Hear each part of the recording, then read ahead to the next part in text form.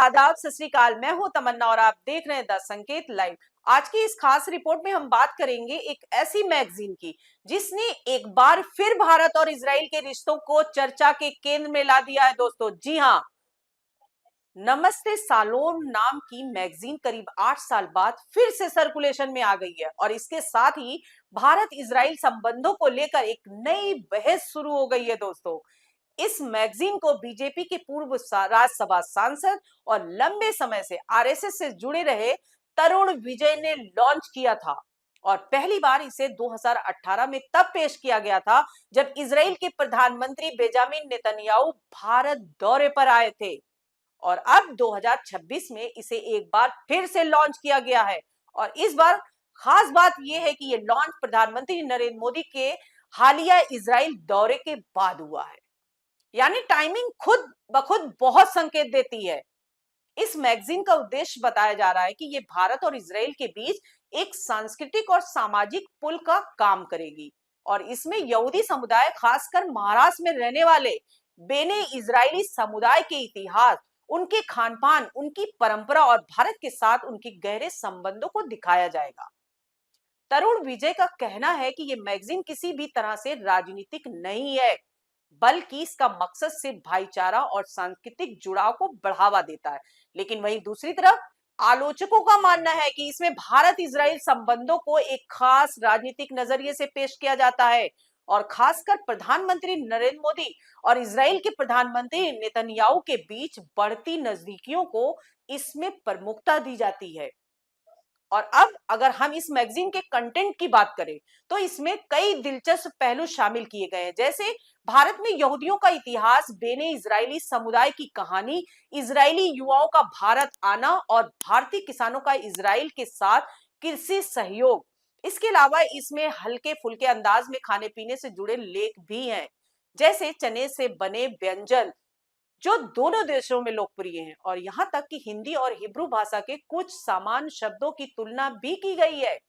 यानी एक सिर्फ राजनीति यानी ये सिर्फ राजनीति नहीं, बल्कि सांस्कृतिक और समाज का मिश्रण पेश करने की कोशिश है। लेकिन इस मैगजीन का एक और बड़ा पहलू है दोस्तों, जो इसे और ज्यादा चर्चा में ला रहा है, और वो है रायगढ़ के अलीबाग में एक भव्य स्मारक बनाने की मांग।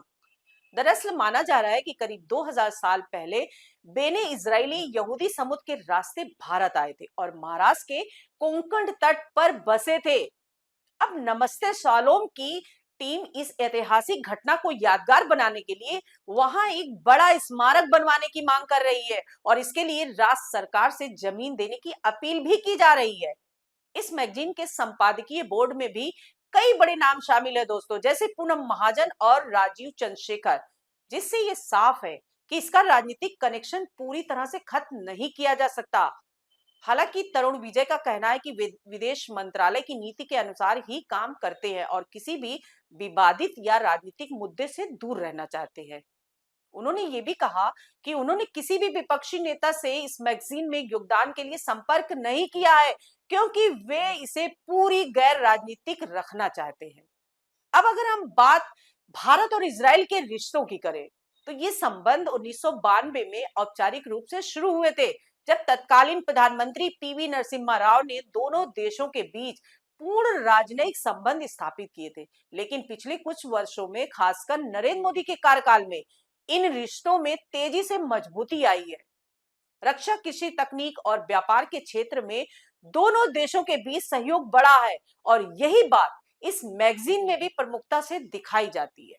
अब सवाल ये उठता है कि क्या नमस्ते शालोम वास्तव में सिर्फ एक सांस्कृतिक पत्रिका है या फिर यह एक सॉफ्ट पावर टूल है जो भारत इजराइल संबंधों को एक खास दिशा में पेश करता है। क्योंकि जहां एक तरफ इसमें सांस्कृतिक जुड़ाव और इतिहास की बातें हैं, तो वहीं दूसरी तरफ इसमें राजनीतिक नेतृत्व और कूटनीतिक रिश्तों को भी प्रमुखता दी गई है और यही वजह है कि ये मैगजीन चर्चा और विवाद दोनों का केंद्र बन गई है।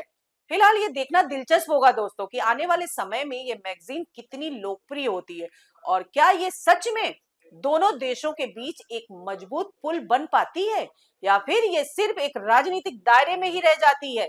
लेकिन इतना तो जरूर है कि नमस्ते शालोम की वापसी ने एक बार फिर ये याद दिला दिया है कि भारत और इजराइल के रिश्ते सिर्फ कूटनीति तक सीमित नहीं है, बल्कि इसके पीछे एक लंबा सांस्कृतिक और ऐतिहासिक जुड़ाव भी है।